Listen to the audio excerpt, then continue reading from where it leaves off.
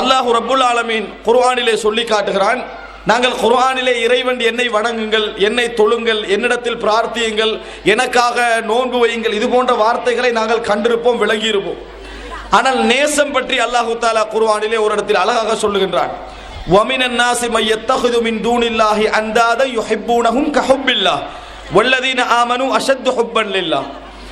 மனிதர்களிலே இருக்கிறார்கள் அல்லாஹ் அல்லாதவர்களை கடவுளர்களாக எடுத்து மனிதர்களை விரும்புவது, அதாவது இறைவனை விரும்புவதை போன்று அந்த கடவுளர்களை விரும்புகின்றவர்கள் மனிதர்களிலே இருக்கிறார்கள்.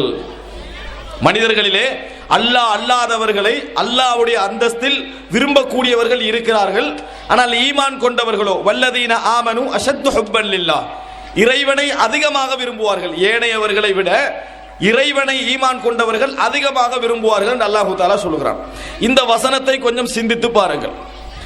இறைவனை வணங்குதல், இறைவனை தொழுதல், இறைவனை நோன்பு வைத்தல் என்ற பகுதியெல்லாம் ஒரு புறம் வைத்துவிட்டு நேசம் என்கின்ற பகுதியை மாத்திரம் வைத்து நீங்கள் சிந்தித்து பாருங்கள்.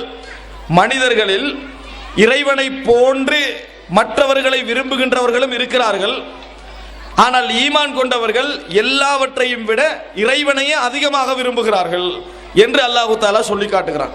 இந்த உலகத்திலே பொருளாதார விருப்பத்தை விட, மனைவியின் மீது இருக்கின்ற விருப்பத்தை விட, குழந்தைகள் மீது இருக்கின்ற விருப்பத்தை விட, அந்தஸ்துக்கள் மீது இருக்கின்ற விருப்பத்தை விட இறைவனைத்தான் முஃமின்கள் கூடுதலாக விரும்புவார்கள். வணங்குவார்கள் என்பது ஒரு பகுதி, விரும்புவார்கள் என்று அல்லாஹ் தஆலா சொல்லி காட்டுகிறான். உண்மையில் எமது உள்ளத்தில் அப்படிப்பட்ட ஒரு விருப்பம் இருக்கிறதா என்று நீங்கள் சிந்தித்து பாருங்கள். முஃமின்களை பொறுத்தவரைக்கும் எல்லாவற்றையும் விட இறைவனைத்தான் கூடுதலாக விரும்புவார்கள். விருப்பம் என்பதனுடைய விளைவு எம்மிடத்தில் வணங்குவார்கள் என்பது ஒரு அம்சம். நாம் வணங்குகிறோம், தொழுகிறோம், நோன்பு பிடிக்கிறோம், ஜகாத்து கொடுக்கிறோம், ஹஜ் செய்கிறோம்.